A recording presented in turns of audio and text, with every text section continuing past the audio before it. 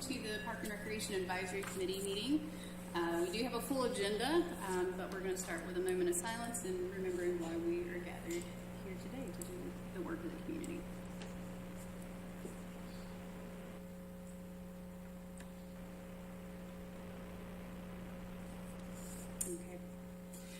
Okay. To kick things off, we're just going to do a quick approval of the minutes from our last meeting. Any questions or edits for those? And just for the record, we have quorum, but we have one person online. Lauren Stevens is with us online at the moment. Carrie Carson isn't going to be here today. And so, but we're good with the four of us. You said it's not early, could be. Yeah, Jason and help. Yes, I remember reading it. I like that. I like the Okay. No changes. Do we have a motion? Second. Second. Okay. All right, so just a quick note before we get started. We are in the process of a transition of advisory board members. Renee has stepped down, but we are waiting for the March 23rd City Council meeting to add our next member who will join us at our next meeting. And so we're going to jump ahead because we have lots of people joining us today to do a little bit of public input. And this is where I believe Ruthie Miller from Clemson Downs and crew will help present an idea or a project they've been talking with Tony a little bit about. So come on up to the podium.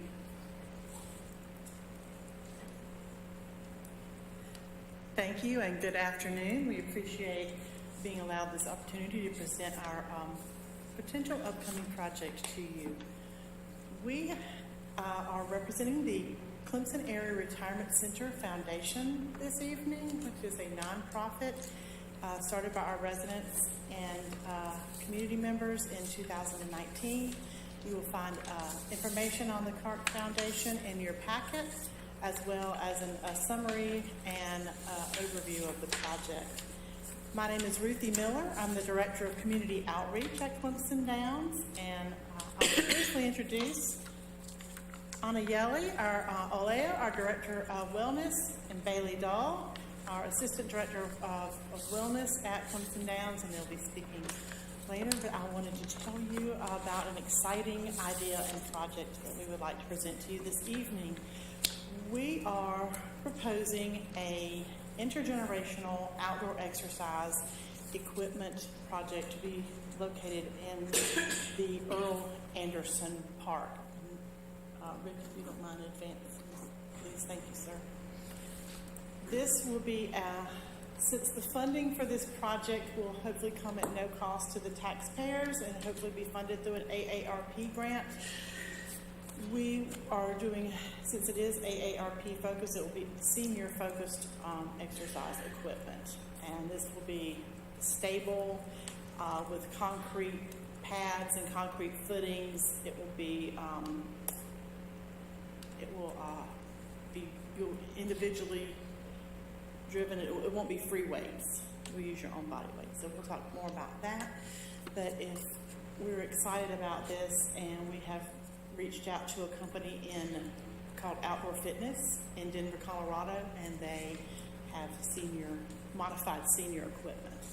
So if you will advance to the next slide. This video is an aerial view of Clemson Downs, and as we pan over the beautiful tree canopy, you will come into Earl Anderson Park, and we hope to, which I know all of you are familiar with, but we also hope to engage family use with the existing playground for all members of the community. So I'm going to turn it over to Bailey Dahl, and she will give the next portion. Good evening. My name is Bailey Dahl. So I have a bachelor's degree in Parks and Recreation with a concentration in recreational therapy. I am also a certified therapeutic recreational specialist. I recently completed my master's degree in management and leadership with a concentration in healthcare administration. So as we get to this, in this picture, you will see the aerial view of what we're projecting. So each of these squares will be where the equipment will all be located, so in a circular format.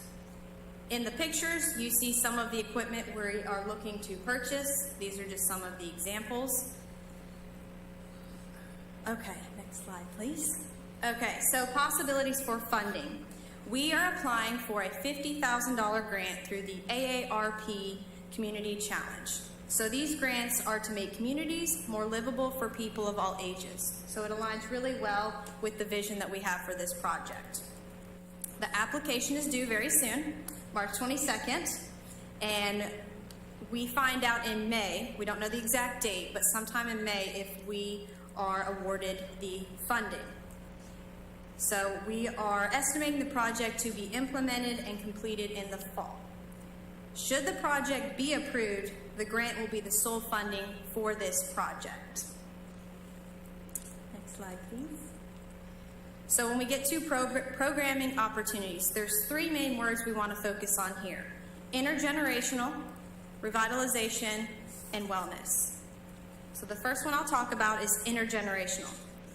This equipment would provide families and friends opportunities to exercise, interact, and socialize together.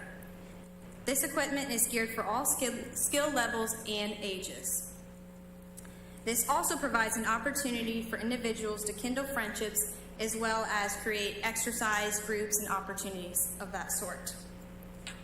This equipment is cost effective as for anyone using it, it will be free of charge. So anyone that might not be able to afford a gym membership would be able to use this, as well as anyone that just wants to work outside.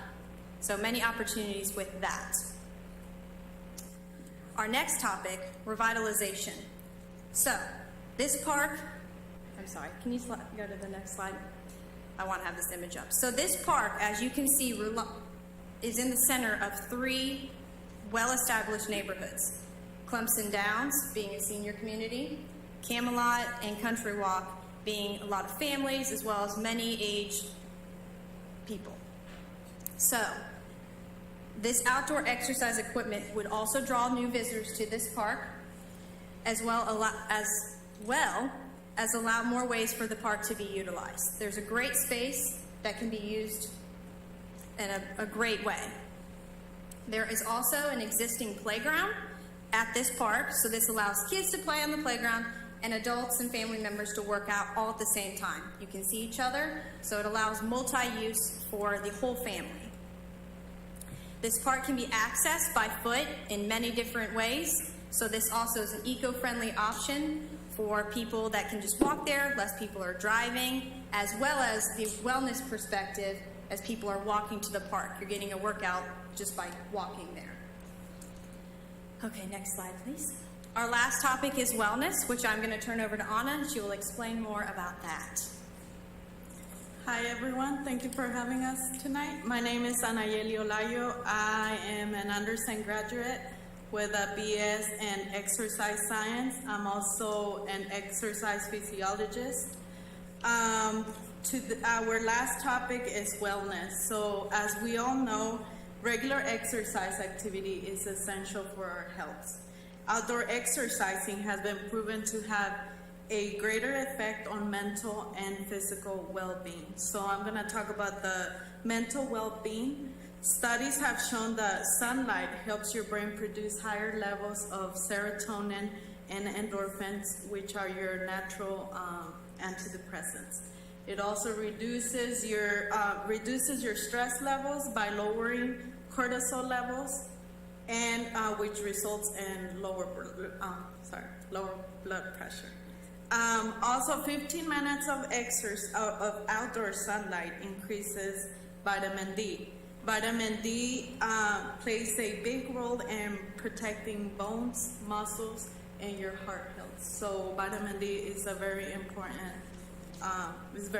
for your body. For your physical well-being, outdoor exercise produces all the physical benefits of indoor, but in more engaging settings.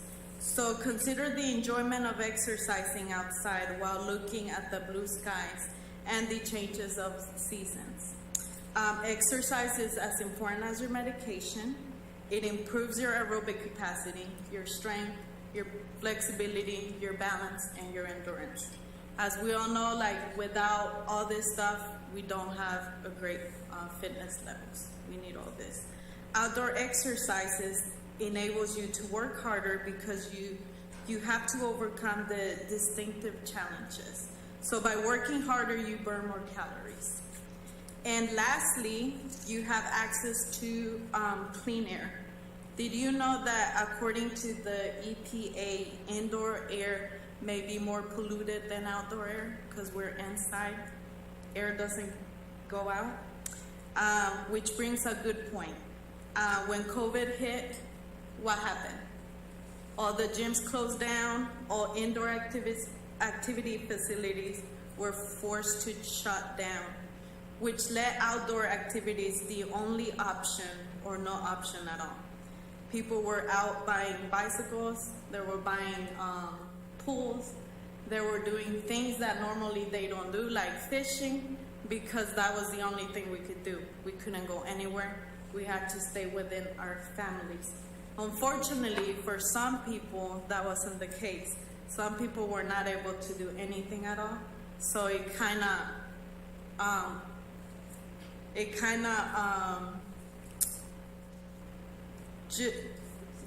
decreased their exercise levels, and it was bad for their mental and physical well-being. In the event that we have another health emergency, which we hope we don't, the city would have the facility to keep the people fit and healthy. So a couple weeks ago, we went to the Doodle Park in Eastleigh. We took some residents. We kind of wanted to see what it would be like to exercise outside. We wanted to get feedback from the residents to see what they thought about exercising outside. While we were over there, we saw kids, parents, grandparents. It was a really neat experience. So in the folder, you will find a letter of support by Dr. Van Leer. He's back here with us, explaining his thoughts about his experience at the park. He is the perfect example of how exercise has changed his life drastically. Thank you.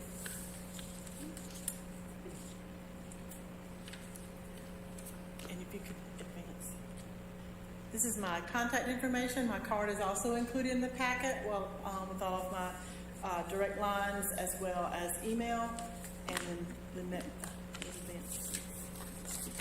The exercise equipment shown, these are on the slide, these are some examples.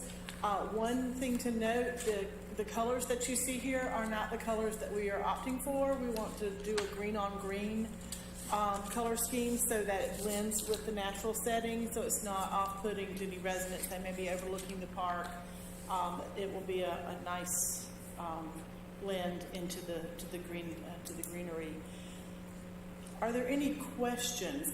One more point, I apologize. In the event that we do not receive funding from full funding from AARP, which we will, we would not be able to do this. I mean, Clemson Downs nor the Clark Foundation would be able to provide this equipment. Maybe one machine, but not to the scale that we're proposing this evening. It would be dependent on the funds from the grant. So, any questions? I think this is a great idea. I appreciate y'all being here. How many pieces of equipment? We're looking at the current, the gold senior package, which is what we're looking at, has 12 pieces of equipment. So There's a picture of that in your packet. On the top, it says the 12 pieces that we're looking at. And this equipment, or the installation of this equipment, aligns with the city's vision of enhancing lifestyle and health of all ages. And the sizes and everything of the equipment are appropriate for seniors. Meaning, because I've used some of the stuff on the Swamp Rapid Trail, and that even for me is really hard. You know, some of those pieces of equipment to lift myself up because it's spaced so far apart. That Just was, making sure. we reached out to the city of Greenville as well as the Myrtle Beach, because they both have trails, like Swamp Rabbit, and then the Cabana Trail and the Doodle Trail are the three that we talked to, and it was the same thing that this equipment is modified for senior use. And we've talked extensively to the company of Outdoor Fitness, and they assure us that seniors, older adults, would be able to use this. Other questions? Now, again, I'm second, this sounds like a great idea. And I hope that the grant can go through. We do too. We're on a bit of a time crunch. Council meets on the 21st and the grant is due on the 22nd. But it's already written and ready to go. We are just waiting, approval. We hope that you approve this. And the grant will pay for everything? Yes, we are waiting on 2 quotes from the pour-and-play rubberized surface and the concrete forms. And so we're waiting on those quotes. But yes, the equipment, if we are fully funded with the $50,000, it will amply pay for all 12 pieces, 4 benches, and the concrete surface bases, as well as the pour-and-play. If you get when you get the grant, what is the time frame for it completed, you think? We're not sure. It does not state anywhere on the grant. We are looking at, we talked about this, the funds are awarded in May. So depending on when the CART Foundation receives the full $50,000, my assumption is a full year, but I don't know. I've reached out to AARP to get more of a firm timeline, and we'll do that again tomorrow. I have not been successful in contacting an actual person. So we're hoping that we will fall within the time frame. And I'm pretty sure it has to be within the fiscal year, so once it's awarded, the money has to be spent by I spring. guess my point, what would worry me is things are going up so fast in cost. And I worry that 50,000 sounds like a lot, but when you're putting this kind of thing in, because I've done something similar to this at another place, very similar, nothing this is a matter, but it the cost, all of a sudden you go in there, boom, you actually didn't expect something, it's there. So I'm hoping that, so rather than the cost, if it's a year from now, if you had to wait almost a year to get it done, it's going to cost more than $50,000. yes, sir, you are right. And we did, with Outdoor Fitness, we are guaranteed that amount for 90 days. We have to order within that 90 days, not receive it. And with it coming from Denver, Colorado, shipping is not cheap. So Already see gas prices already gone up on that. So we're hoping we have some cushion with the grant, with that. The amount that they had on their website on Outdoor Fitness when we called to confirm was not the amount that that material was. They had already raised their rates. I guess what I was saying, I'm hoping 50,000 would cover it, but I was just thinking, do you have a cushion? And you sound like you do. You have a little bit of built-in cushion, which is good, because it's by the time it's all said and done, it's going to be more to it. I can almost guarantee you that. Right? It's never as easy. Almost guarantee you that. Never as easy as it seems. So, I was going to say, I have just 2 other questions. One is regarding accessibility, right? A wheelchair or walkers. So you're talking about sort of a padding material, right, so that people can get, I guess, from station to station. So is the envisionment then like a giant U shape, I guess, with the padding? It would be individual stations. It's less expensive to do an individual station. In the future, a connecting track would be ideal, but that would be something that we would talk about It's connecting the machines from connecting them together. But that's a future project. So right now we're looking at just the bases and the pour and play, which is the pour and play is a Carolinas-based company. They're out of Asheboro, North Carolina, and they will come down and actually hand trowel the rubberized material on the concrete base, which they have to have a concrete base, and it'll be 3/8 of an inch thick, and it lasts with zero maintenance 10 to 15 years, according to what they told us. And then I was sorry. The one more question I had then is, so the envisionment then is again like a C or a U shape, and so that open grassy area where kids play soccer and football and so forth will exist. Yes. And we're not. I mean, how much room are we talking about in terms of like a track, if you will? Is that on here? Listed? No, because we don't really just have curious. those.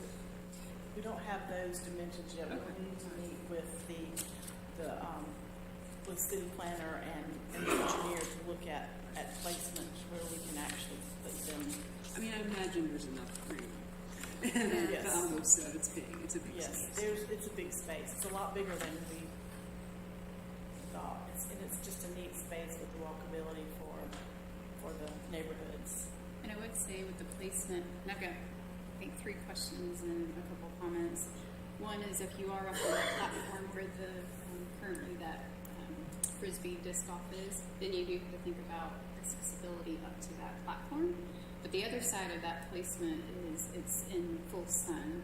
And so do you want this equipment to be in full sun or in places that might get shade part of the day?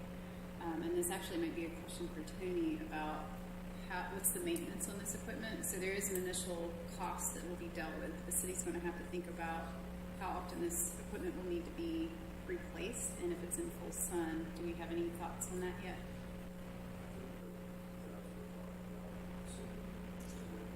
I spoke with Andy yesterday, and the city was not comfortable with Clemson Downs, doing the maintenance on city equipment because it will be on city property. So, according to the other communities that have this equipment, maintenance, even out in full sun, the elements, because it's a powder coated material. So it's virtually. I mean, they said they have more maintenance on the playground equipment than they do the exercise equipment. So that. What I was thinking about, like, when you start looking at what's the usability of it, what's your seasons, and if like you will rule summer out if it's point blank in the sun, it'll be too hot. But there is a lot of tree cover at the park, and so might there be other places that, of course, if you get tree cover, you also get tree debris, which then you're talking about cleaning equipment. And I don't know which is best here, but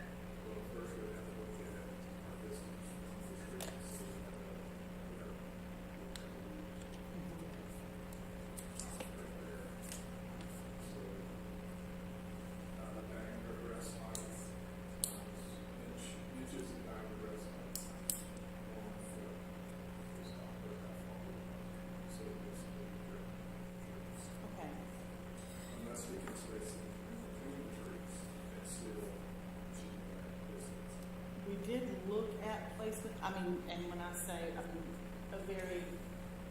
just a cursory look from us that if we place it between the trees, that was our thought, was that you would still get shade without that tree damage, because we don't want to damage the existing trees. They're beautiful, and it's such an asset to have those at the park, so we don't want those to be damaged. So we would just have to be us walking down and looking at where.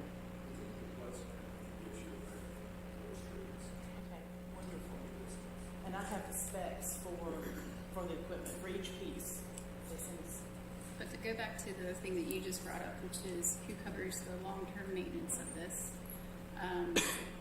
given the time frame of this, what I would recommend, because you can always not take the money and give it back if you're awarded the grant, is to seek approval of the grant with the question mark about who's going to cover maintenance. And then if you can come to the agreement, I don't think we can put anything in until we know how is it going to be maintained and covered and what it would take. that might buy you some time, and then just, cross that bridge when you get there.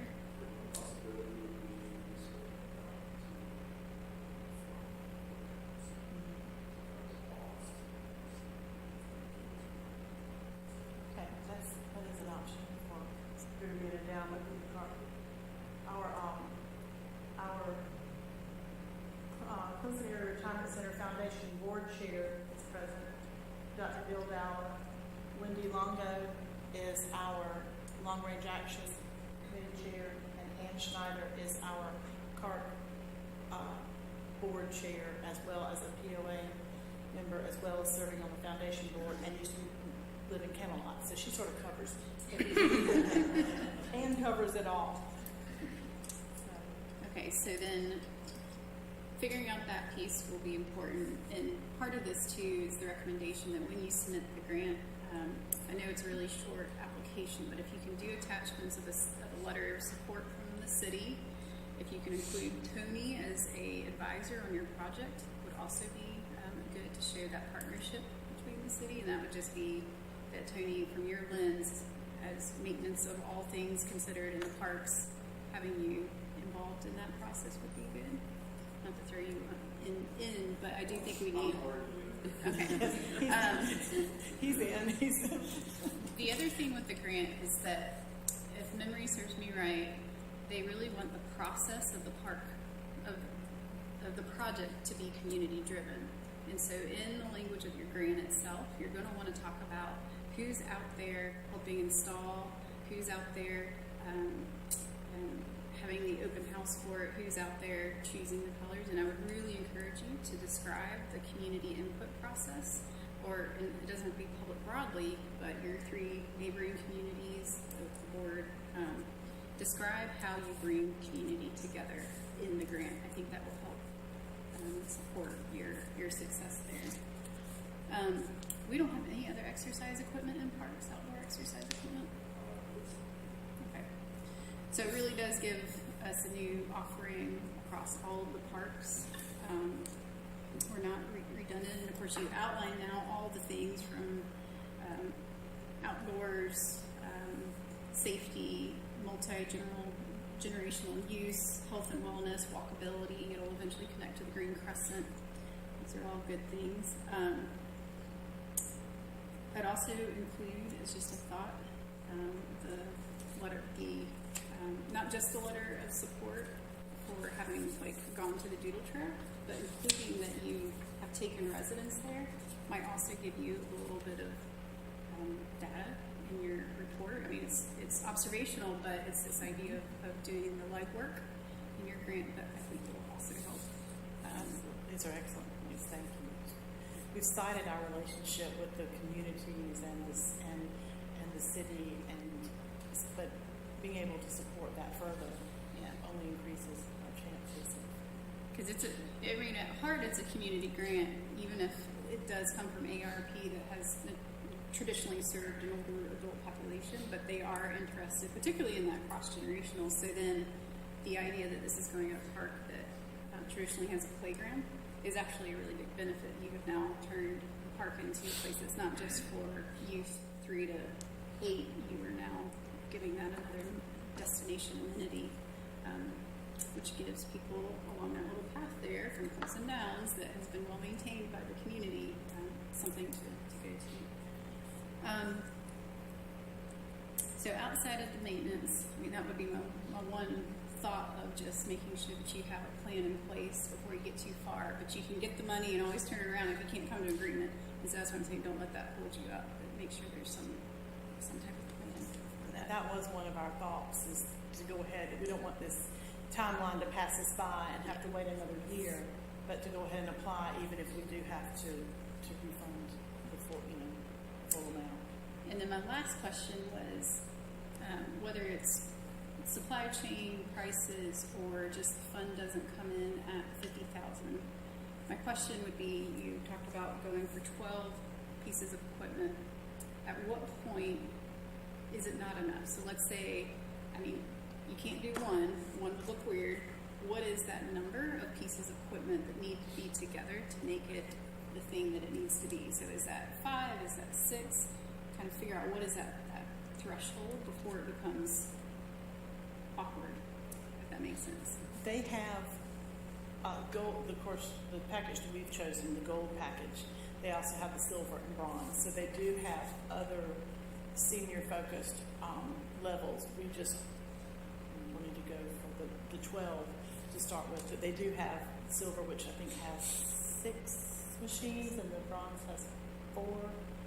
We've looked at them, but for the grant purposes, we'll pursue 12. But yes, if we're not fully funded, we do have the option to order a smaller amount. Other questions? I have one comment. In building something, like I said, the camp I worked at, don't choose red. Red fades very fast. So when you all mentioned green, so you're good. I was going to say red fades. You almost You're right. for some reason, the color red fades quickly. So, we've put something like this together before. So it's a great idea. I'm all for it. So good luck, and thank you. I think you'll do well. Other questions? Again, I'm thinking like a physical therapist for a minute, since my wife works to the Downs.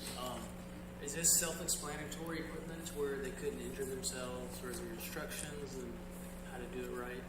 We plan to have there's a pool that will have the instructions on how to use the exercise equipment properly. There, each piece comes with a little sticker with a breakdown of how to use it.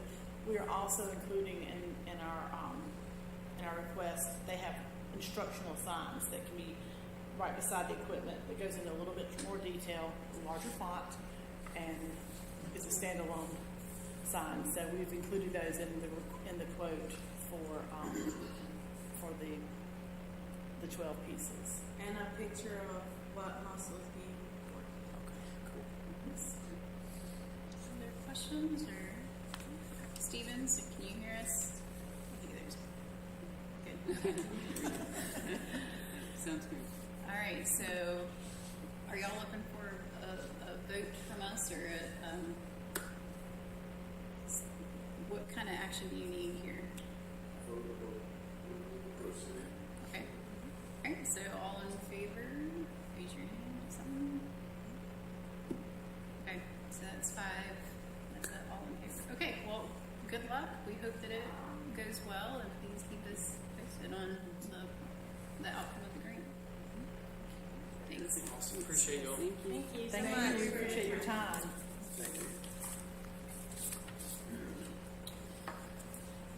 All right. So, any other public input? I think this is all the same crew. Thank you for coming. Appreciate a full house. Great, thanks.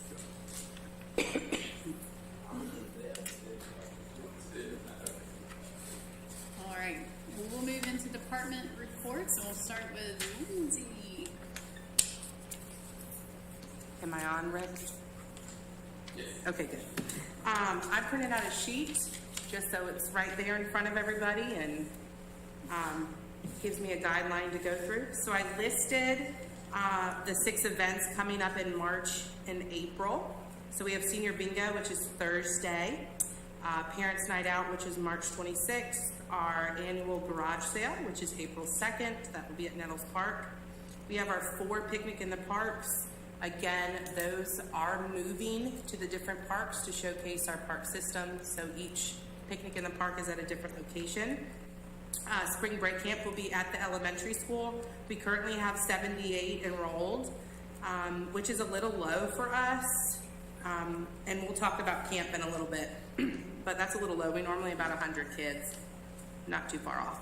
And then Easter egg hunt is on April 16th. So I've got a busy couple months coming up. In addition to that, we open enrollment on March 1st. We've enrolled 260 campers since March 1st. All of our specialty options have filled and were very popular, especially soccer.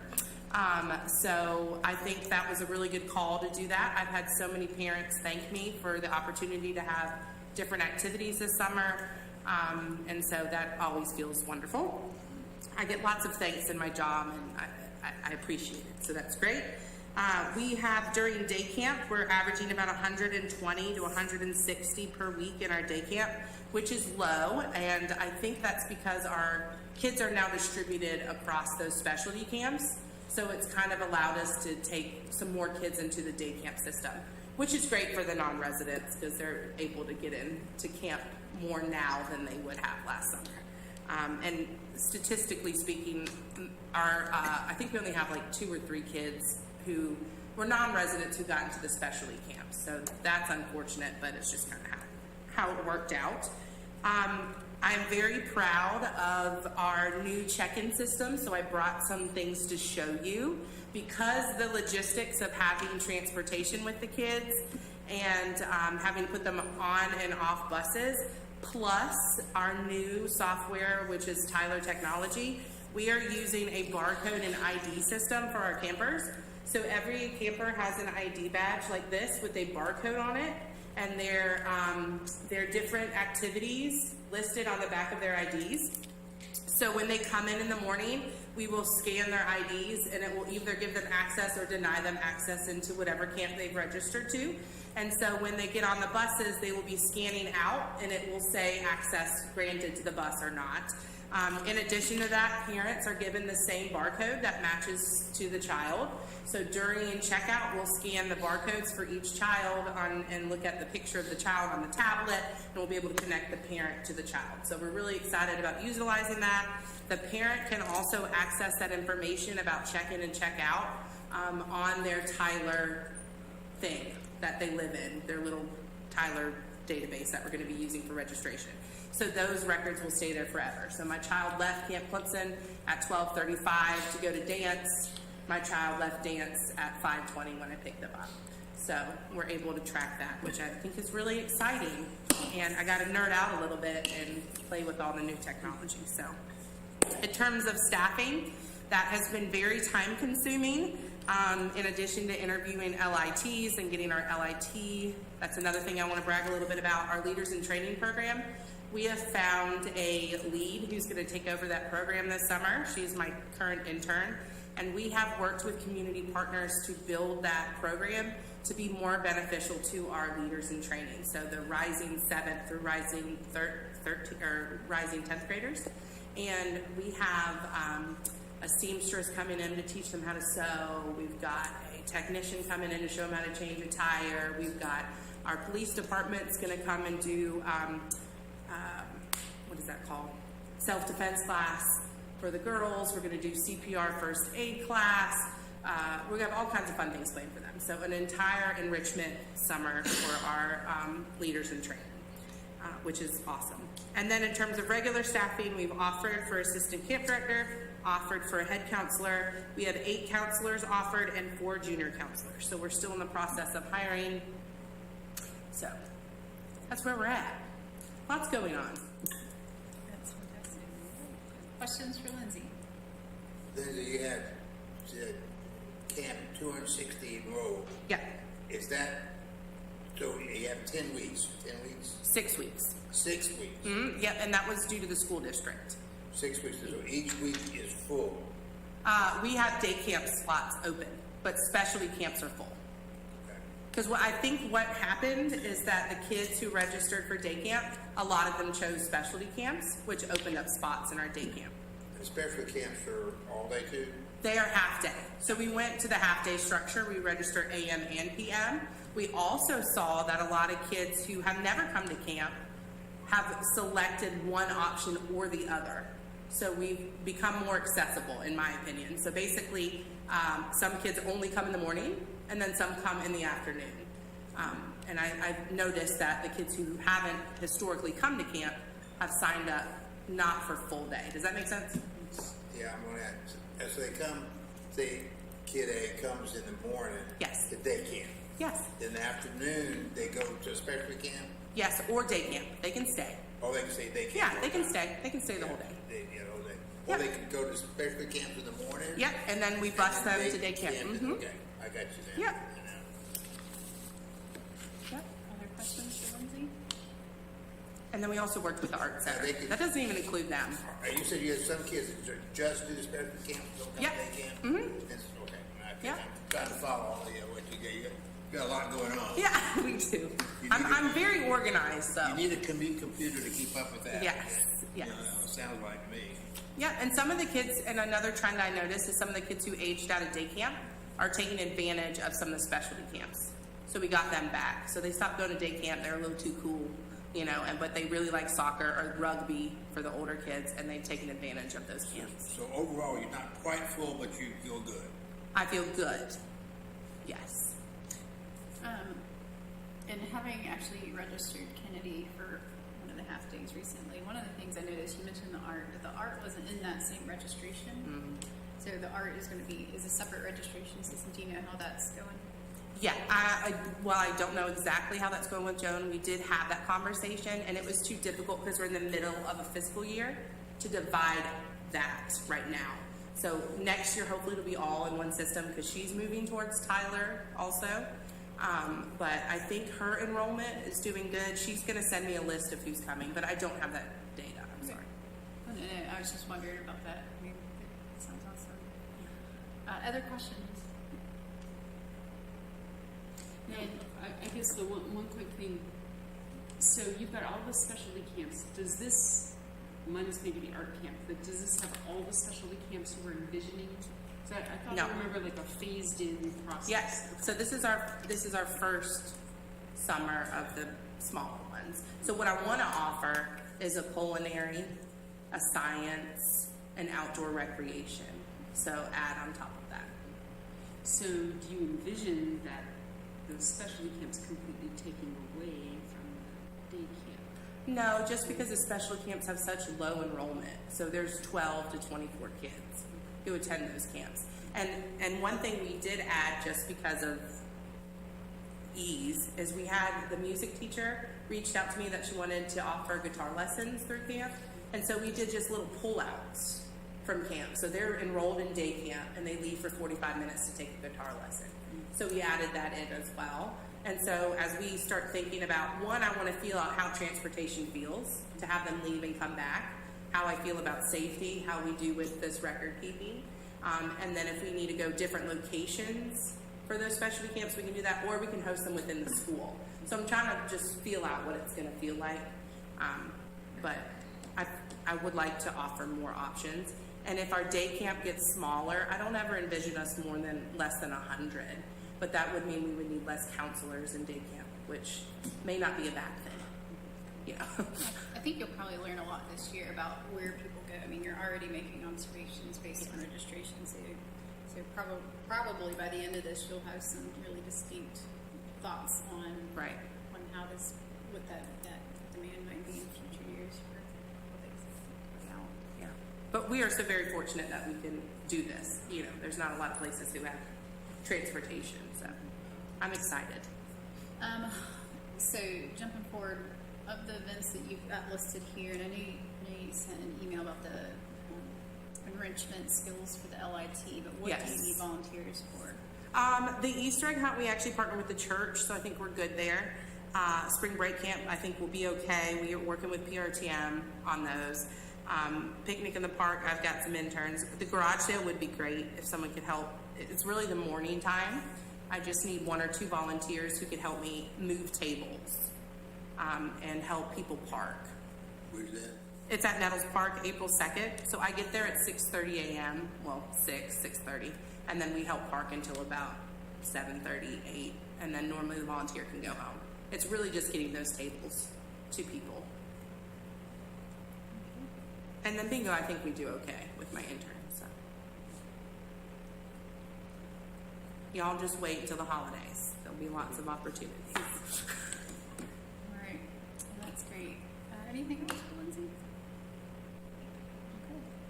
Okay. Thank you. I want Lindsay to call the right number so I can win bingo. Oh, I know. Bill's never won bingo before. We're having chicken I only fingers want on to win the Thursday. big thing at the end. I'm not worried about a pill. I got it. But you can let him know. We get pretty packed at bingo. It's a hopping group. So. She does a great job with that, by the way. And the people love it. They really do. And I just enjoy watching the I'm not there to win anything. I just enjoy it. But those ladies, they enjoy that my interns always freak out if like Ingalls is late with the food. And I'm like, they're not even really here for the food. They just want to talk to each other. Just let them talk. You know, the socializing time is so important. Anyways, thank you all. Tony, you get the mic. Yeah, all you, Tony. Oh, you can have it.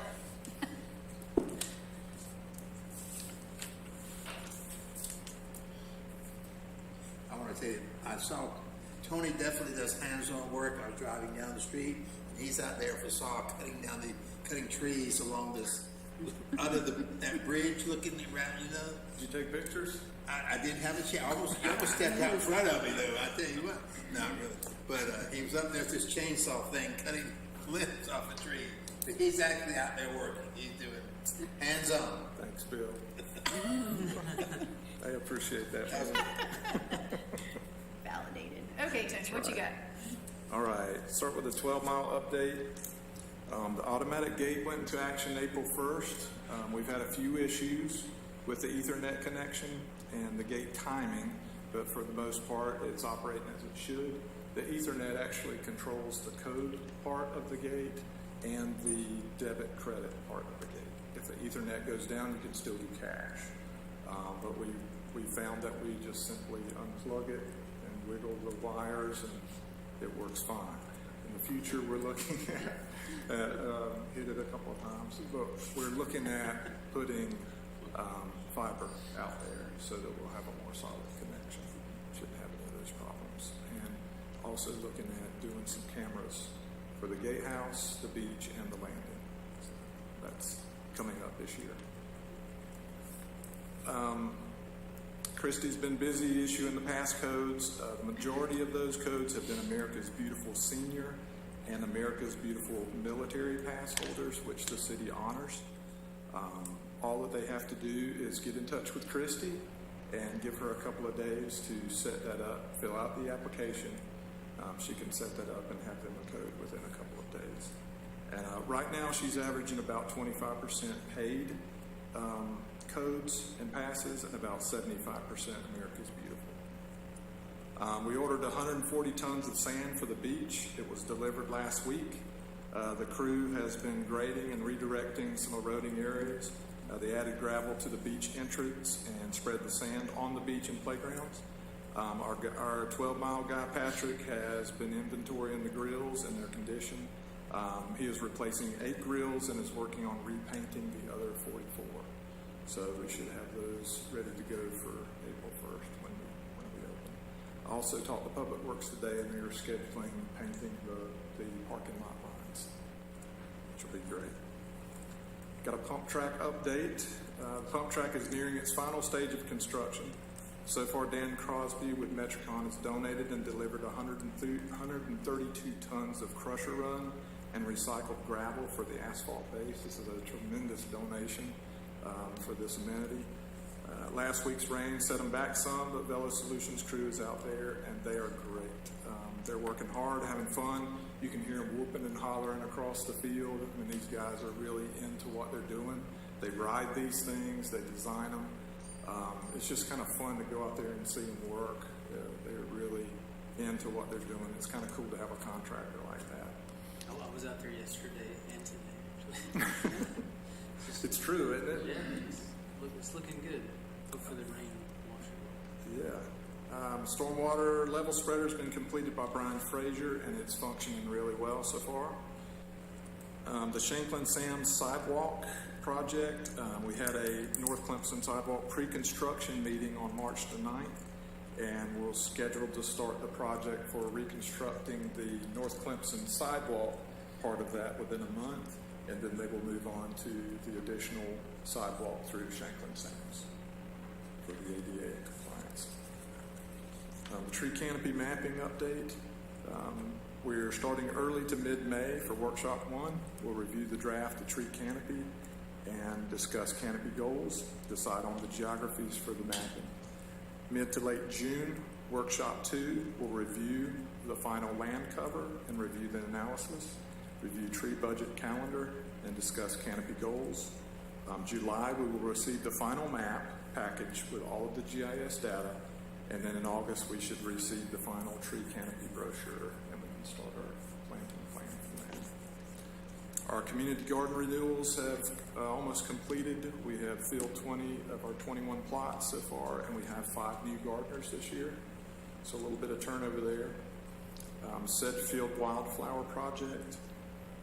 This is a volunteer project at the entrance of that neighborhood. Lime and fertilizers down. Our Hort crew delivered soil amendment to the site, tilled it in. The wildflower seeds were ordered. They came in, and Joey and Meg, our volunteers, have sown and strawed over the area.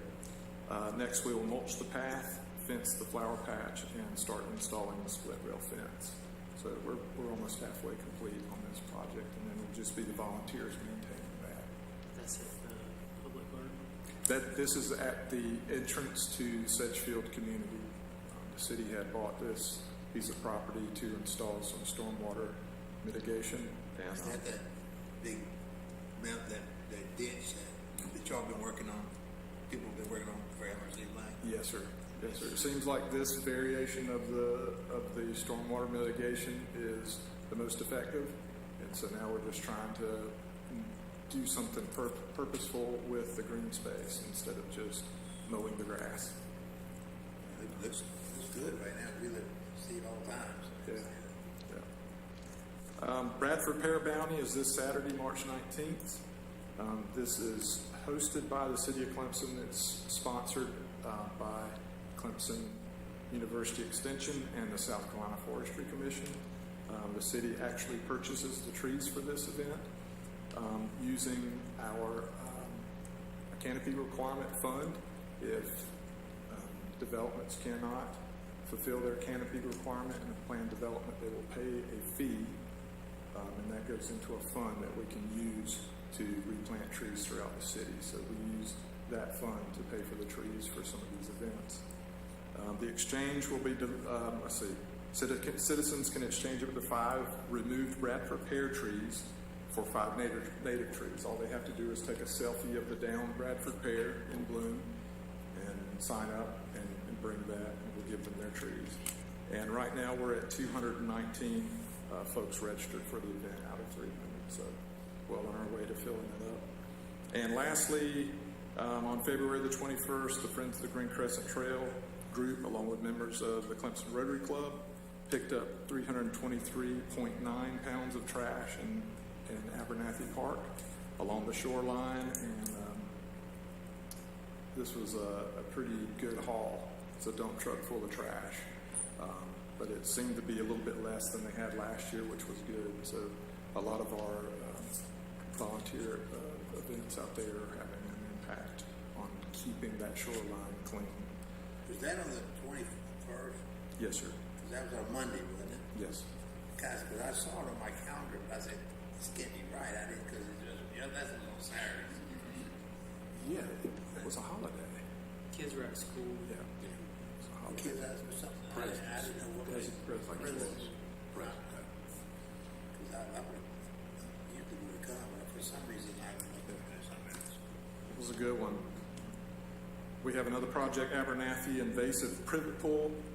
This event will be supervised by our Shanklin Sam's volunteer, Pastor John Hillinger, from the University Lutheran Church, who's been working on the Shanklin Sam's green space. He will be leading a Clemson University fraternity and pulling and removing invasive material in sections of Abernathy Park, and this will happen on April the 1st. Cool. When? What date? April the 1st.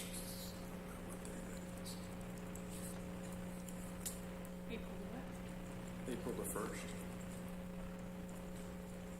It's a Friday. This is a fraternity group. Yeah, and I'm sorry, I don't have the name of the fraternity.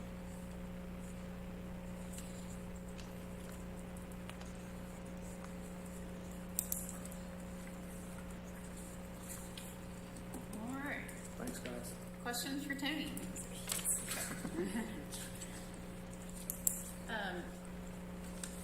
I had 2 questions for you, Tony.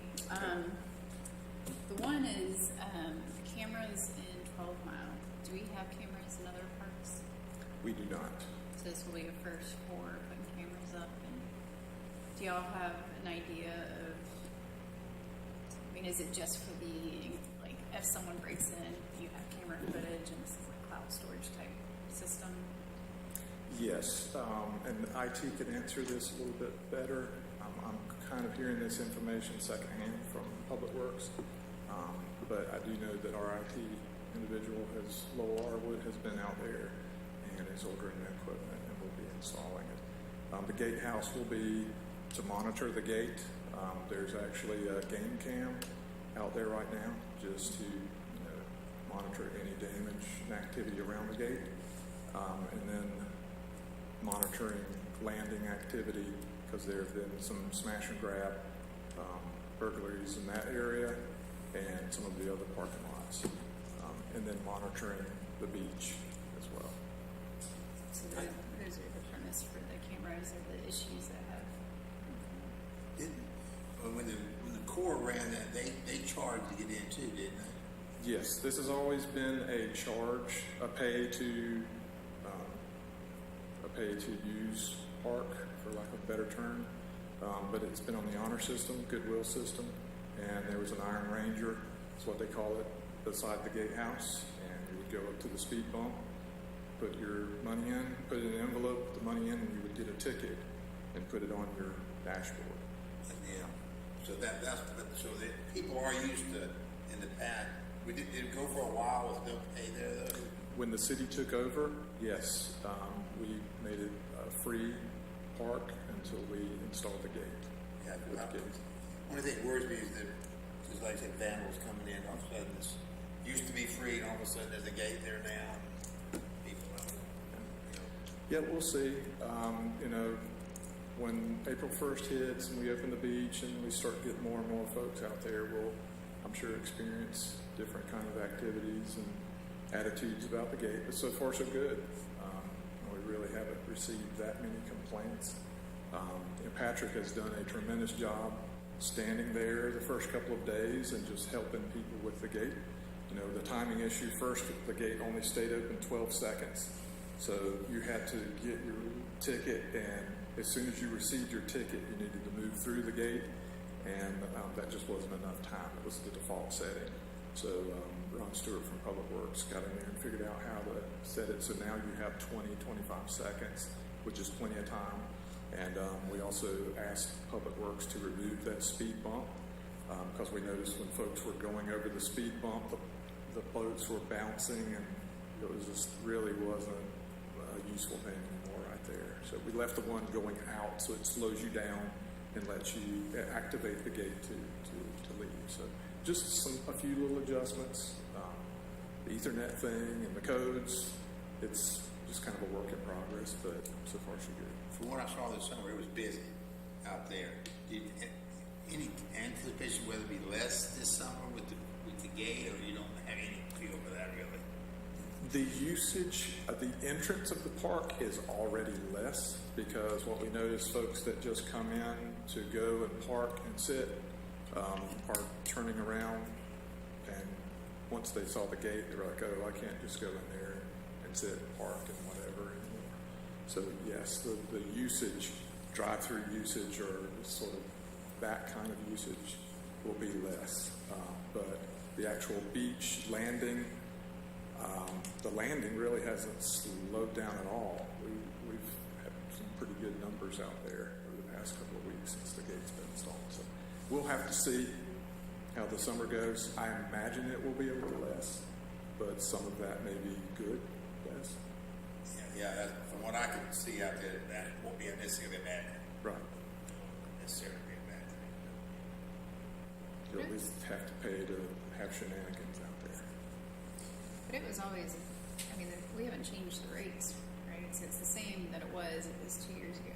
Last year it was in transition, but before it was still highly used with whatever it was, $5 a car.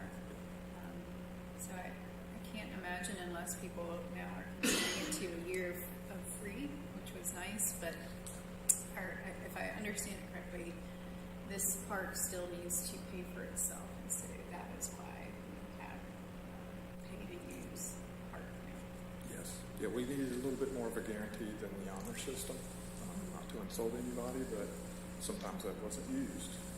Well, if I remember, I think the Corps said they lost maybe $26,000 a year or something. That was a speculation, but yes, I think they cited, Jay, remind me if I'm wrong, but they were talking about with shelter rentals and Iron Ranger, something around $60,000 that they were bringing in. Well, so that's what they say. That's what they say. The other question that I think Carrie had asked was about programming at 12 Mile. And I know that you're still in the nuts and bolts and getting the physical place up and running. But do y'all have any thoughts or ideas yet about creative solutions for using the park? Is there anything on the table, or are you just going to get through this year, this summer? You don't really need to program in the summer because it takes care of itself. But going into the fall, I guess, into the first shoulder season, off season out there. Some of the issues that the class presented, I thought were pretty helpful.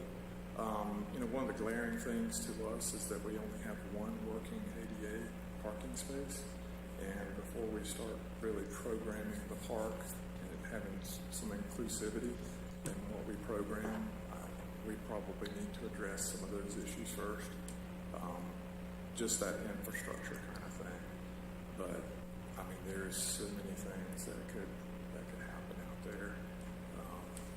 And a lot of them have already been talked about with the paddle boards and kayaks and things like that. It's just whether the city, how the city will program those things, or provide a space for those types of activities, which I kind of see that happening. I could see a kayak ramp or some sort of launch for unmotorized boats and things like that. Nothing really concrete that we're talking about yet. So I guess maybe into the fall we'll circle back around on how the summer went, and then what does the year when you have time to do the ADA or the accessibility improvements, and what other smaller projects may be useful to support that park and its use. Still need to reach out to Ranger Phil and see if we can do our presentation to you guys and the council, and hopefully that will be fruitful in ideas moving forward. Because I thought there were some pretty good things that they brought. Other questions? Just one on what the people were talking about. Is this a good thing they're thinking for you for the park? Talking about the Earl Anderson? At Earl Anderson. With the exercise equipment? Yeah. Yeah, I really do believe that this is a really good addition, because we need ways like this to address that. It's a doable thing for the park to make. Oh, I believe so. I believe so. Now, we have a little bit of research to do ourselves, and we're checking with the folks that already have this and what our maintenance, what kind of maintenance they're incurring on this. But a lot of these Sounds like a great idea. I just want to make sure that that's an age group that needs to be targeted also. they picked a good. From their map, it looked like a great center location there. I'd almost say something like that at Nettles Park too. But you're going to need two of them probably, neither one or the other. You can drive into Earl, so that's so you could drive there, walk there, bike there, whatever. So I like it's good. I think there's some tweaking. I thought that the committee brought some good questions with the accessibility to that site, for the planning, and then the location, the seasonal usage. But overall, that idea and that kind of concept for multi-generational usage is something we really need.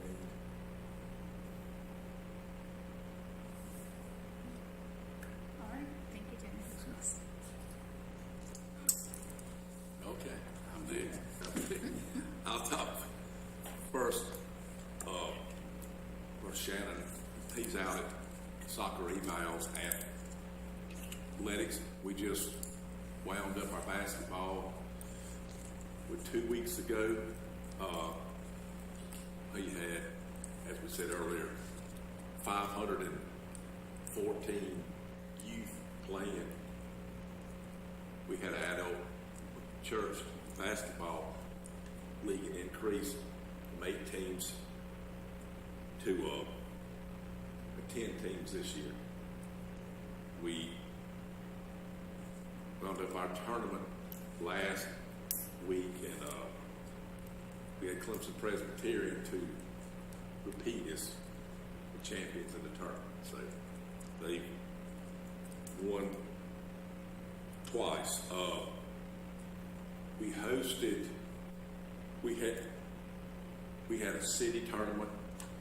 It was our second year where it was all of our teams. They played each other in a tournament setting, which is very popular. We hosted the district tournament in 8 and under boys, 14 and under boys, and 17 and under boys all at one time. So the bill was out there. It was a busy time. And we talked about increased revenue for the tournaments, the city tournament and the district. We turned in $7,000. So I mean, if you don't host any tournaments, you don't have that revenue. So that was a good thing. Our 10U boys went to Florence and finished second in the state tournament. And the 14U boys went to Myrtle Beach and finished third. So we didn't have any champions this year. Andy's already gotten on me about that. He said, we got to do better. So anyway, our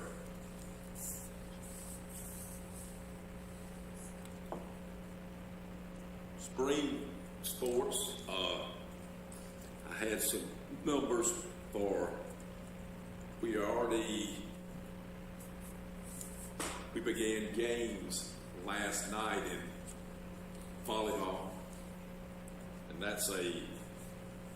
the spring season is not as competitive as the fall. There's no tournaments after it all starts, but we've got 90 girls playing in our 4 age groups in volleyball, which is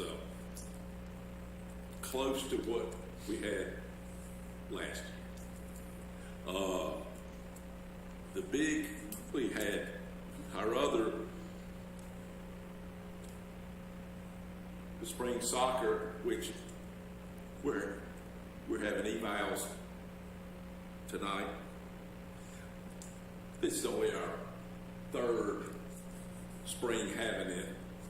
We have 170 kids for it. We do it on Fridays and Saturdays to enable the kids to do it, and a baseball, softball, volleyball, or flag, or football. So they can do more than one.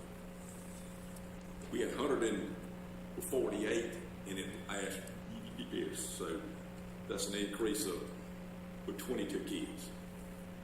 In baseball program, which, went into World Series championships also held. We went from 260 to 345. That's 85 more kids in baseball alone. Softball, we went from 46 to 70. So that was 46 to 70 7. in softball. Yes. So we had, so in those two programs, we went from 305 to 415. 110 extra this year. So I think that's COVID related. I don't know, but It's full, right? I mean, yes, Shannon's working. we're using the fields in Central for practice also. So, That's how many fields? Two? Two. Two over there, that's Yeah. Yes. under the threshold? yes, Two we, over. we have it where every team practices for twice a week. So, Did any age group increase more than another? Or, I know you added, Yeah. you added the 13 and 14s, did you? One team with those. one team, And they're Dawson. they won't play till After JVs, after CPC. right. But the biggest age group was the 10 and unders. The boys, we went from 2 teams to 4 teams. The 8 and under girls, we went from 1 team to 3 teams. So, and the 8 and under group in all sports is a big age group. With basketball, we had 10 teams and 8 and under. So that's a big age group there. So, including we also have 12 teams in adult softball, which is, so all in all, we've got 975 individuals playing something in the spring. That's an increase of 160 from last year. So we're wide open. We can beat the rain. I'll be sending y'all an email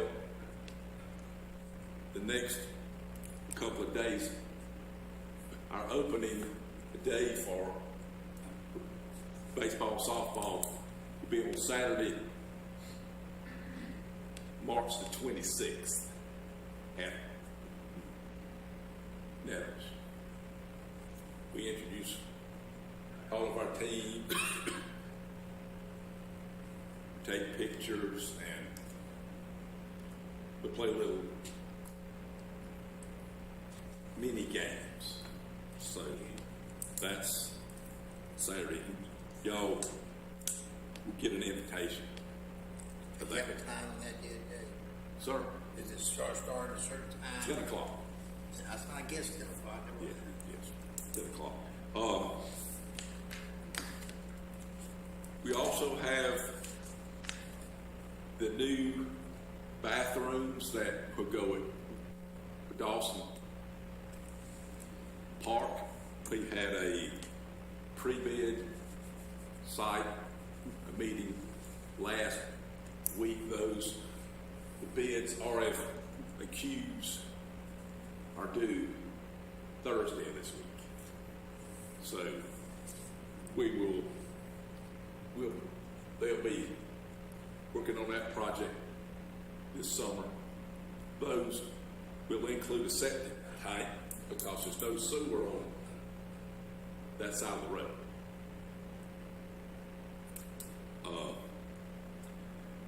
We're working with Clemson University on that because they actually own that land. So we have to show them a plan of what we're going to do to. They will approve that.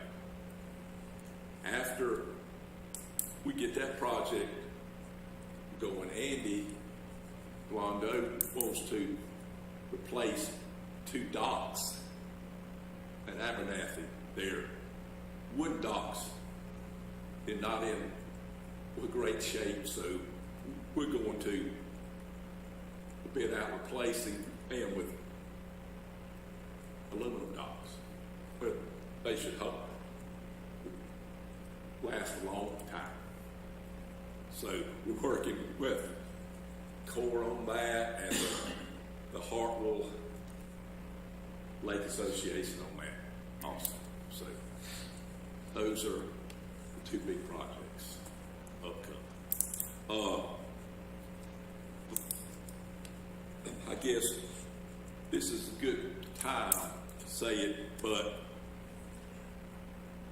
we're going to have a special work session, if it's y'all are available, Tuesday, April the 19th for the budget. Are y'all available that night? Our budget has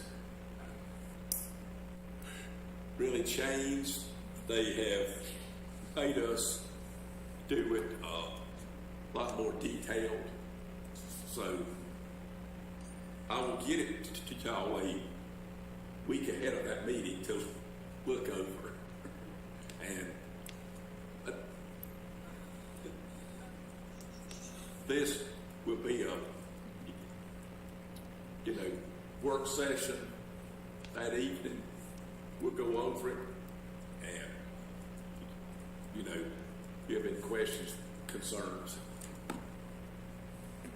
6 o'clock. 6 o'clock. Here. Yes, ma'am. I've already reserved the room. So April 19th, 6 p.m. yes, sir. And that's about all. I think from a scheduling standpoint,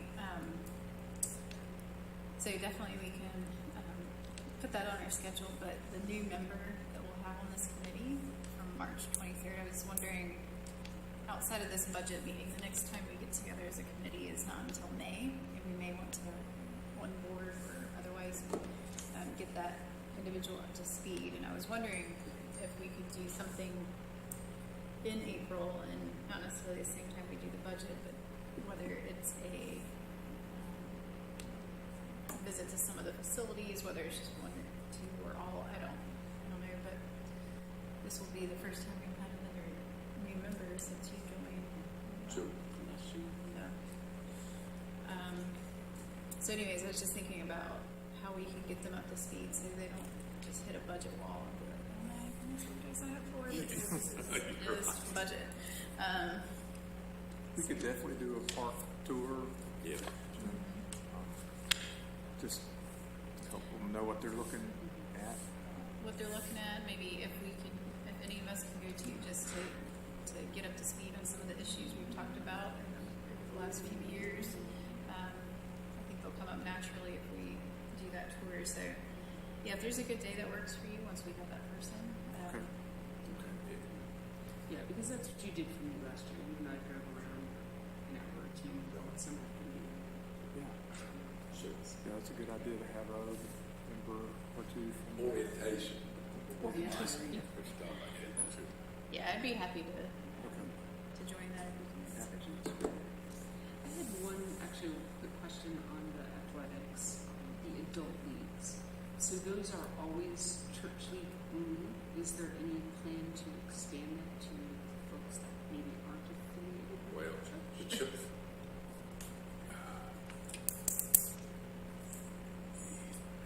well, you have to be careful with how open it is. We had some problems at the end of basketball with church adults acting out. So you have to,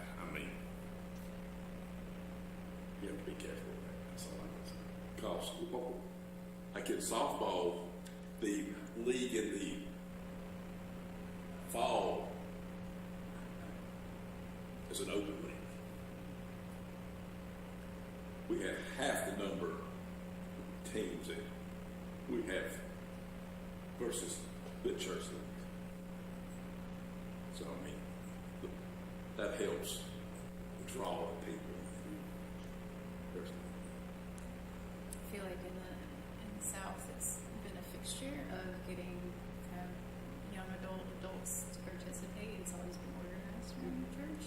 The places where I see like adult-driven leagues that don't require pre-created organizations like church have been mostly near big cities. Yeah. It's an interesting phenomenon, but that's how it's Sure. organized, at least in the South. I don't know if this is the same phenomenon in the North, Yeah. but I grew up. And That's just what you did. You joined your church league. and the open softball leagues in Anderson and Easley are no longer. They cut them out because of problems. To be honest. Just curious. Yeah. Why we did it this way versus Right. Yes. Just calling it a I league. invited everybody. Yeah. Just calling it a league and saying, hey, you have a church, go form your team. Okay. Anything else for Jay? Okay. We have a couple other items on here to just kind of talk briefly about. The one that is kind of, I took what Carrie had sent in her email, and I talked with her a little bit today about it. Her initial email where she had provided information on some of the things she wanted to discuss. Not the one that has the details just on alternative transportation, but then. No. Okay.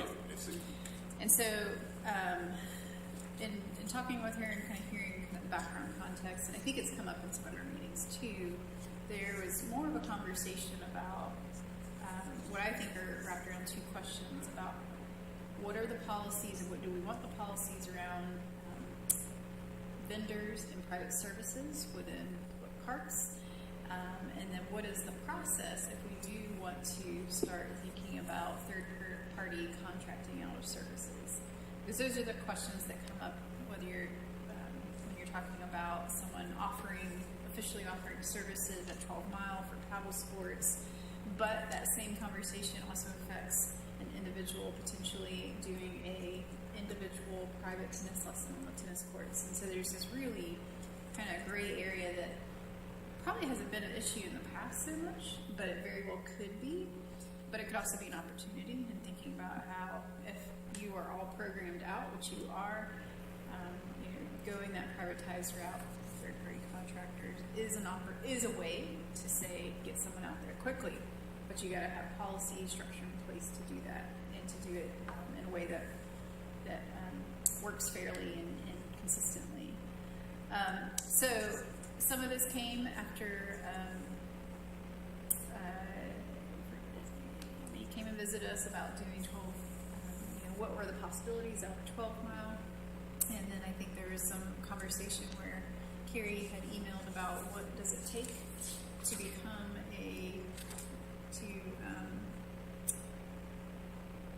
to essentially provide any of these services. And so that's where we are. So the question is, do we have a sense of what the policies are right now for things like food trucks or other folks that come onto public park land or public facilities and they offer service?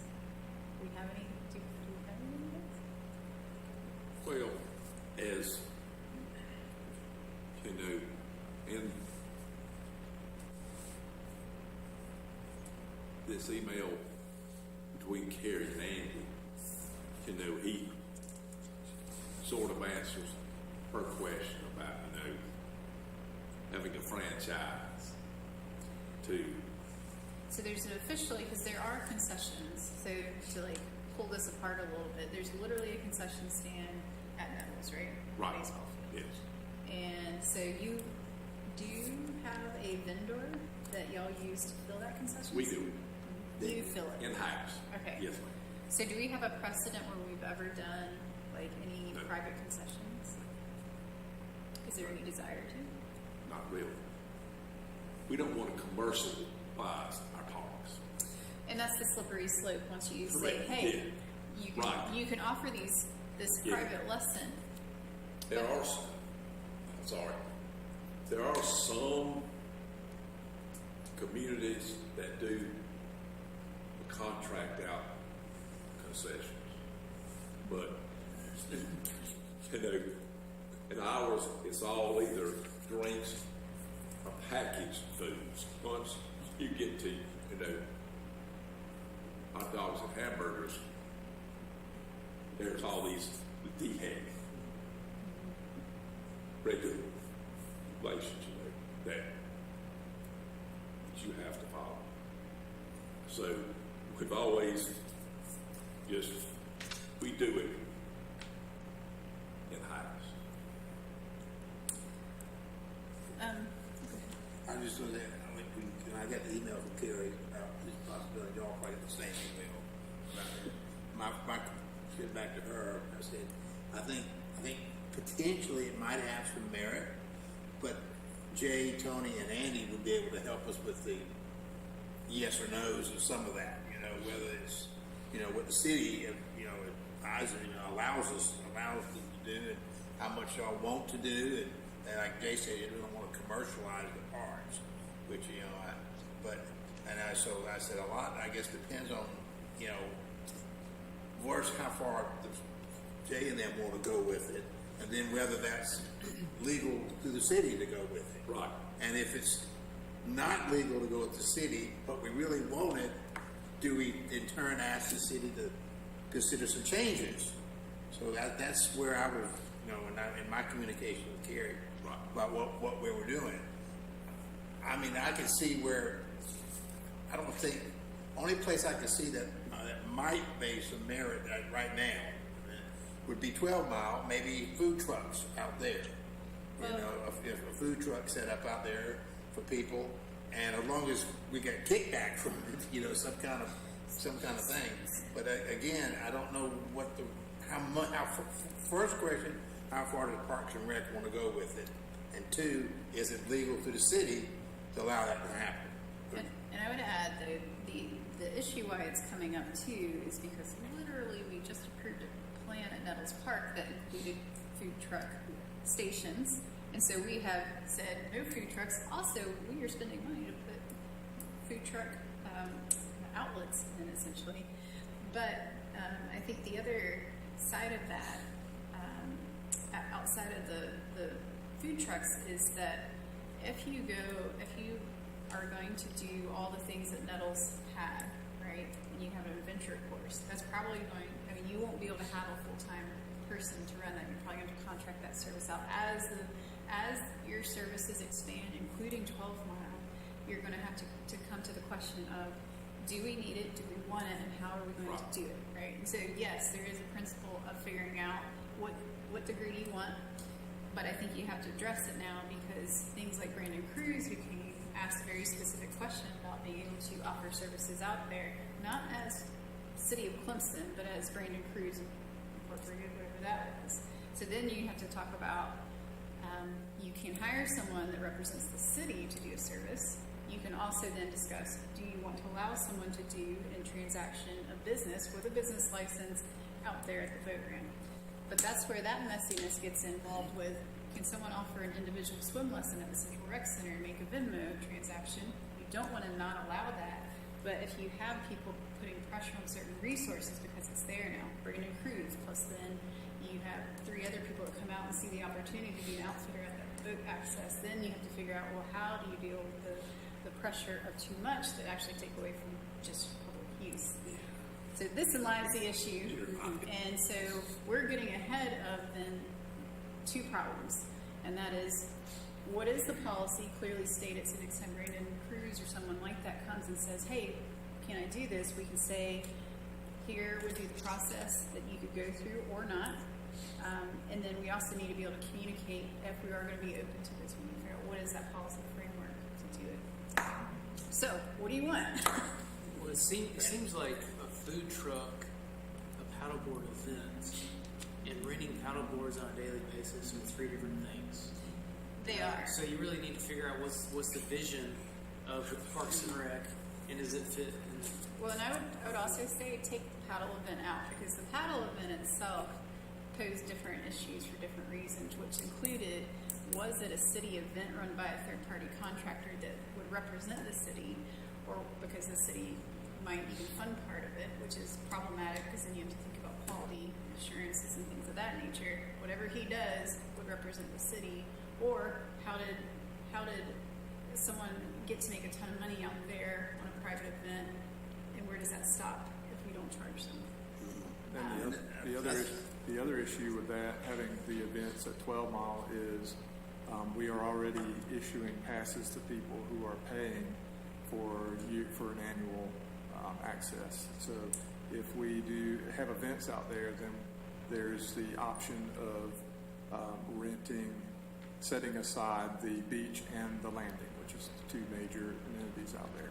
So are we going to have a certain amount of events out there and close those people out who are paid annual passes because we're having events? Are we going to limit the amount of events that we have?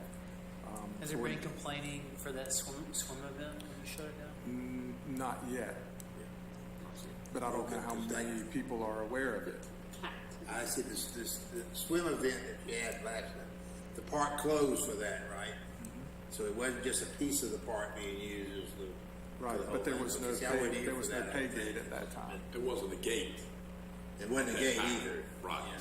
That's That what makes it you know. different. And one of the things about Carrie had mentioned that she did was a storage facility for residents to store their boards and stuff. The kayaks.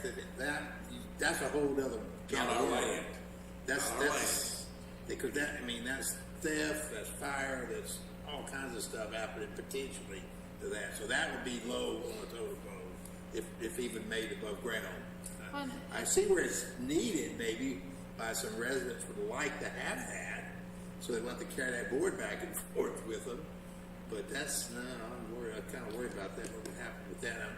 Again, I feed everything back to what you guys want to start off with, and then, like I said, a yes or no, and then with Gary too, we got to find.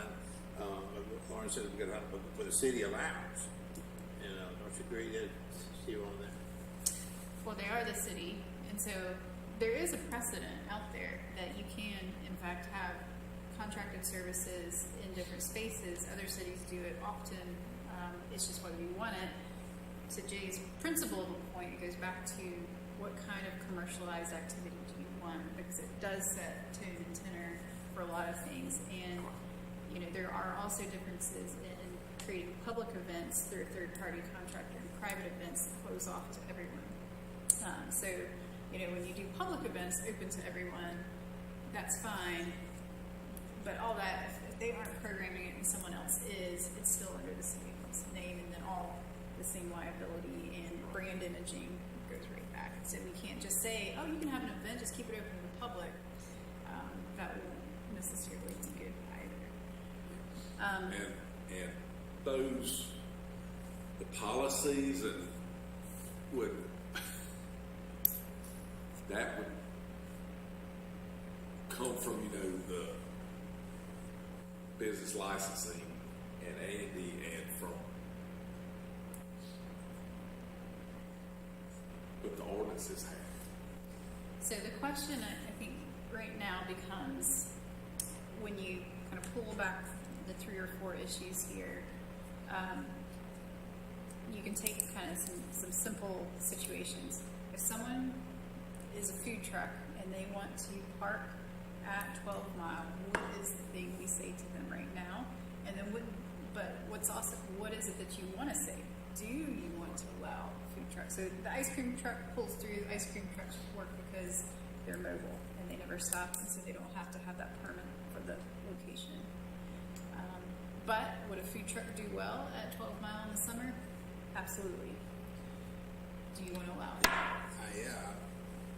If they pay to get through the gate, like they normally would pay to get through the gate and take up 2 or 3, 4 parking spots, where they park, and then people just walk up to it and buy stuff.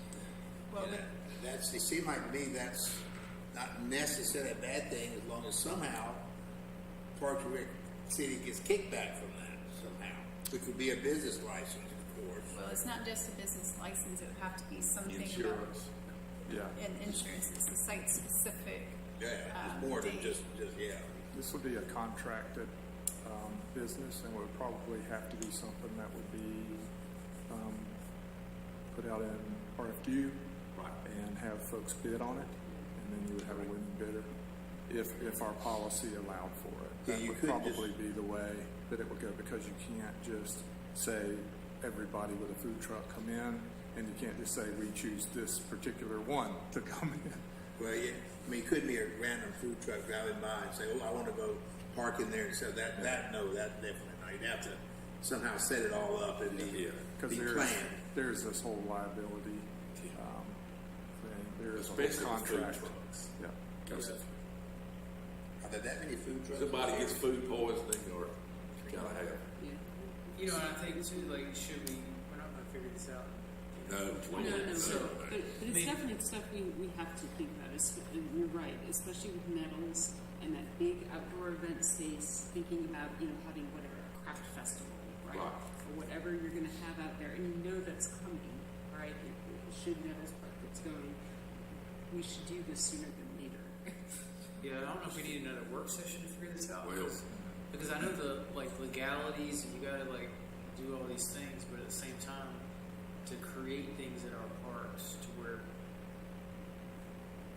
it makes it a more livable, fun place to be. Sure. You know what I'm saying? Like that, when people come to Clemson, they're coming to a paddleboard event, or eating food truck, they're coming like, this is a cool place to Like be. You know? a festival. Yeah, Well, festival. and when we address this, we need Andy involved and the business and license people involved, where we're all clear on exactly what our policies are. Well, I know that when they do the farmer's market at Patrick Square, they have the pound cake man puts a truck up there. He sells stuff. I don't know if that counts as a food truck or not. I would think it would. I don't know how much Parks and Rec has to do with that. Zero. So that's the all chamber. city. That's the Chamber of Commerce. That's all Patrick Square. Yeah, that's the Chamber of Commerce. He Chamber. puts on the. Chamber. So there are things in the city that have that happening. Oh, yeah, food trucks can park, like, at the university, I mean, like, and it's all permission related, like, in terms of how they are able to do that, they usually have set times and stuff like that. Let me say that we aren't opposed to any of this. We just have to have a set of policies in place Right. that regulate how it would work.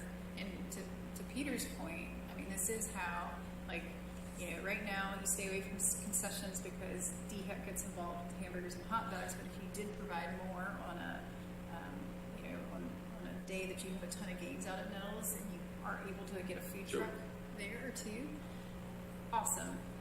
Provides a better experience. And the same for some of the programming holes that might exist where 12 Mile might need to think about contracting out those services, but we need to know how to do Right, it. sure. So I guess in thinking about this issue in the long term, we would want to figure out who we need at the table to have the most constructive conversation about it, which has been in reference to the business licenses and maybe Andy. Because it himself. seems like a city issue. It just happens to be at the park. Right. Yeah. You know, it's just like if it was downtown, that's a city issue. If you're having an event downtown or a food truck downtown, it just happens to be at a park. And parks are unique because they're public spaces, and a lot of the land that the city owns is wrapped within the parks, and so then it becomes, and this is not an issue of Clemson alone, like a lot of parks face issues about, if you lead a guided hike in State Park and you do a Venmo transaction on site, are you, Right. well, according to Exactly. some, that's illegal. It's business activity. Well, the same thing, you don't want to disencourage the one-off swim lesson at Central Rec or the tennis lesson at Nettles. You don't want to compute that. I mean, that serves a real need. But if you had every single court in Nettles filled with people giving tennis lessons, your prime time that's an issue because you're taking up a resource that is no longer dominated by kind of public use. It's a commercial transaction. At the same time, there's backpacking, rock climbing companies that have permits to actually perform their service in the national forest. I don't know how they do it, but there is some sort of system.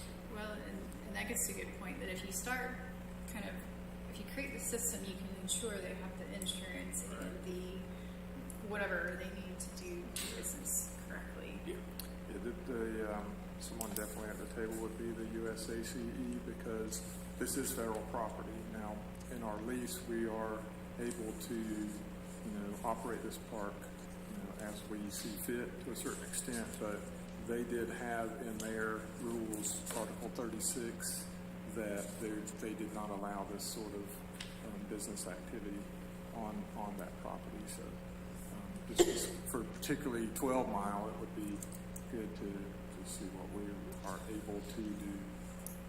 How urgent is this for y'all to figure this out? Not very. Not very. No. Not. I mean, I don't mean to be snippy, but we're still in a operations Just kind wonder of if we mode. should wait a year. If we- Let this part go a year until we. This is what I told Gary. We need to, one, find out what they want right now, and then, of course, what's the city allows, and then go from there. So, and that kind of a little bit what you said too, Lauren. But then, and then, in fact, what Peter said, there are differences in food trucks and a paddleboard event and stuff. There are little differences in those. They all aren't exactly the same. We're spending a lot of money on replacing grills, painting the grills, and the picnic tables are the there for people to bring a picnic, to cook on the grills. I mean, versus buying food from a food truck. So then there's a philosophical question. Correct. What you want this park to look like. Right. That's exactly. I did want to make a point about the events, though. A distinction is that the CAC, that is a nonprofit organization who is having an event. In the case of Brandon Cruz, he is not a non-for-profit organization, so there would be some sort of distinction between those two events. Well, you certainly have at least, some templates, right, and policies that we can sort of kind of use. But yeah, I mean, maybe it is one of these things that we just decide to wait until after Labor Day, if it's just not going to happen, and then try to make a policy so that when spring hits and maybe a festival or a food truck at Nettles or the baseball season, you've got something in place for the upcoming And season. the swimming event was already in process before we acquired it, right? That's correct. That was last year. Last year. Are they having that again this They year? are having that. They are, and they are paying a fee to bring it. Yes. So what if, based on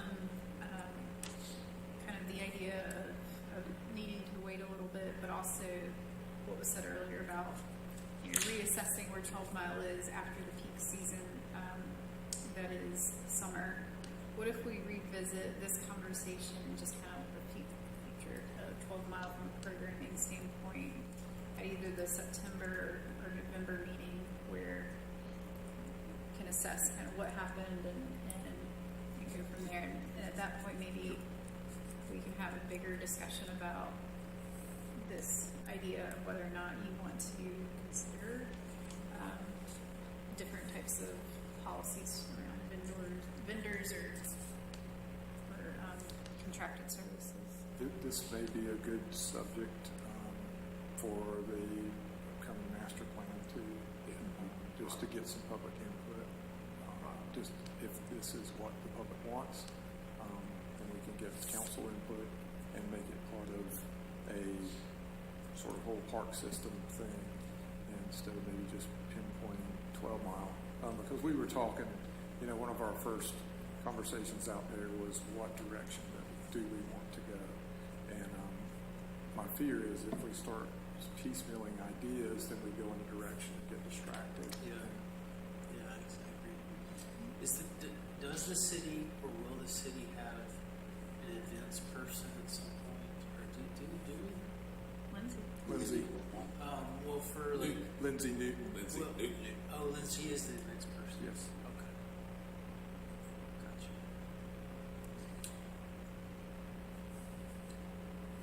Just trying to figure out how all this fits into that. Yeah, we've had several meetings with Lindsay, just about different events and trying to develop fee structures and things like that. Yeah, and she has changed the whole special event permit form. So, So that would be your. so theoretically, almost a food truck guy could go to Lindsay Newton and say, I want to do this, and she would make, Well, according she would contact y'all, I'm sure. Well, I know according what to she would Andy. tell us right now. yeah, Andy said no food trucks. He in said the no. parks. But even, okay, so we've got a new skate park, and a pump track coming. Yes. Can you, so we have a local, contest, right, coming on, where it's privatized by, some group. So even things like that, right, you can imagine that don't have a food truck component, but there's nothing within the city that has a BMX club, right? So something might have to be privatized. So even simpler things that don't involve We're others, gonna- right? Yeah, We're going to be faced faced with with all of it this more quickly. as we go along. Yes, you're exactly Alright, so tabling this conversation until either the September or November meeting would be good. And a number of people we might want to invite to that conversation. Alright. The next item was the Community Connections article. Carrie said at the last meeting she was still excited about continuing to do this, but also said if others wanted to help, she was open to that. The next article is due April 27th, and that's for the summer edition, so that's June, July. It would reflect essentially June, July, and August. And she was looking for ideas of things to highlight. I had written down, and then I forgot it, the list of stuff that had been covered recently.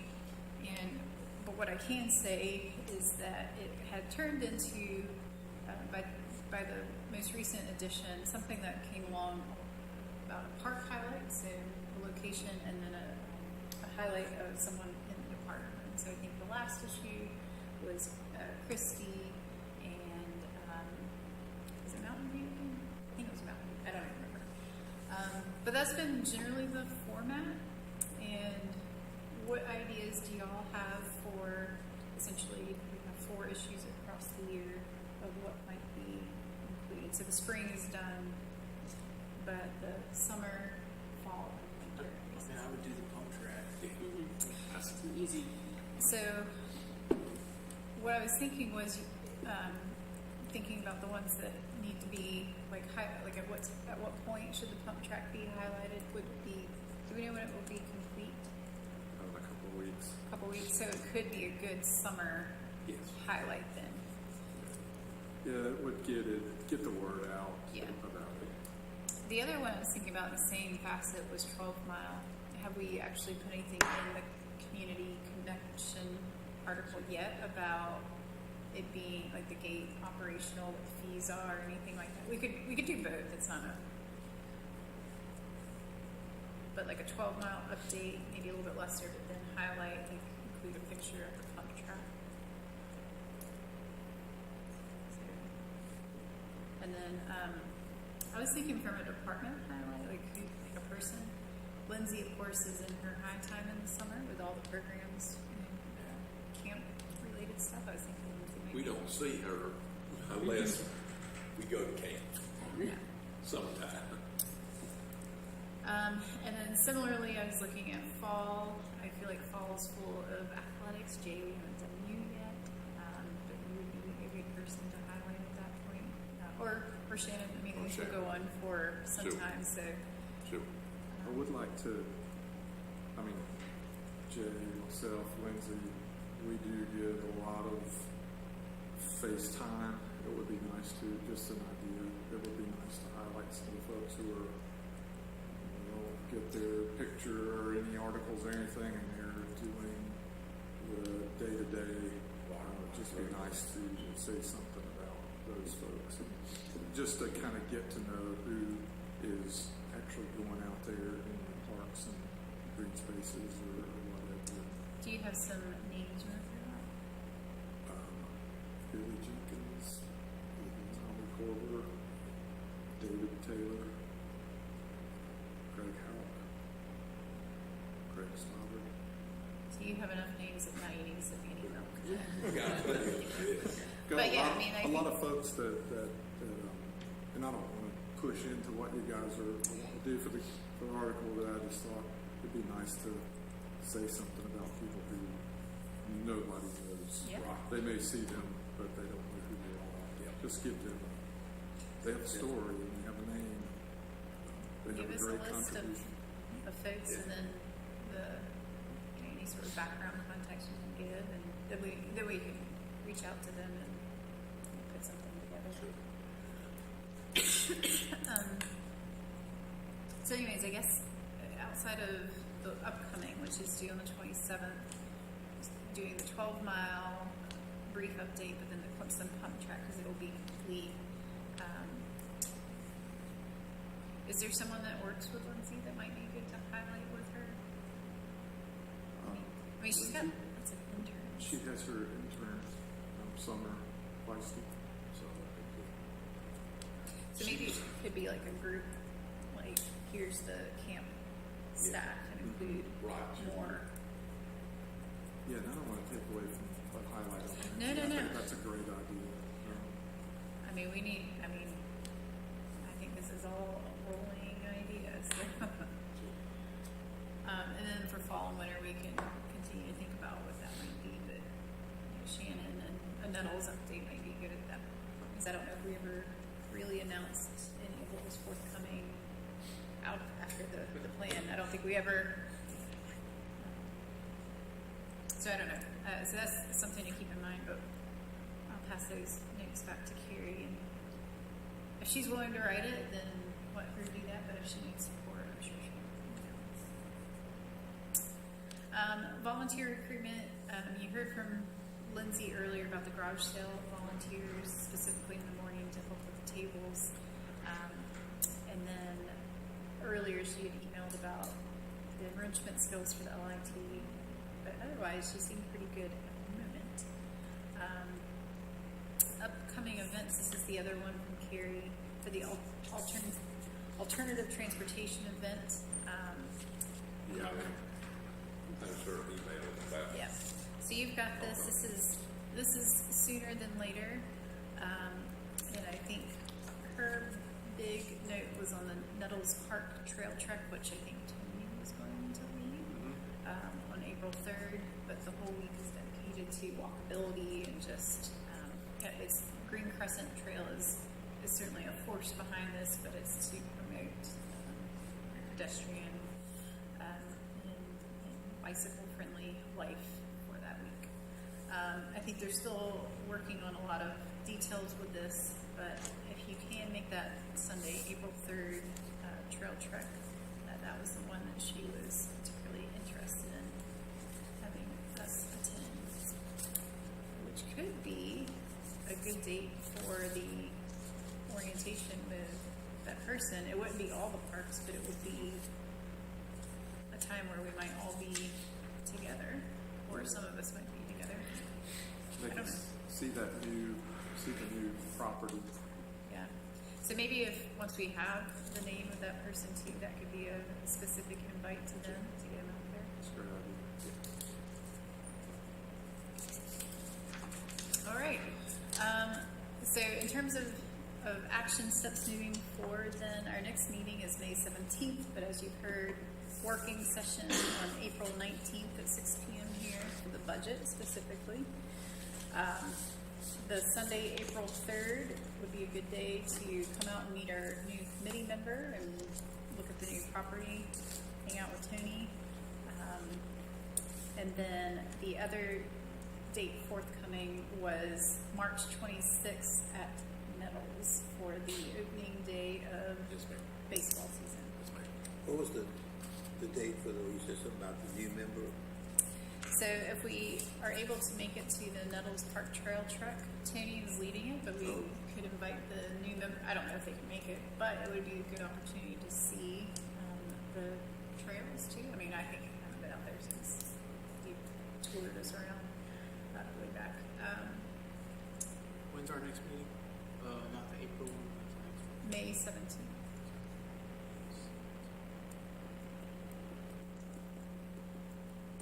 So we'll see if these dates come together, but we may see you before then, whether it's the March 26th opening day, the April 3rd trail trek, and hopefully we'll have everyone at the April 19th budget meeting. Because that sounds like a good time. Let's get a beer truck. Yep. You can put that in the minutes. Tony wants a beer. Exclamation point, exclamation point. Okay, well, that is all. Do we have a? Yes. Carrie had a question.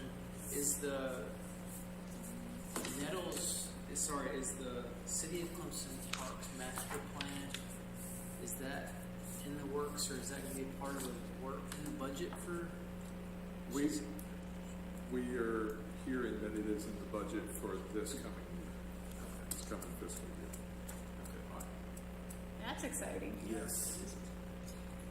But I heard we'll have concrete details on for our budget. when you said master plan, I was like, a city master plan? Is that what did I miss? Well, I'm excited to hear that that's making some headway. Then that's good. That's good for y'all too. I mean, Yes. All right. Anything else? Motion to adjourn. See.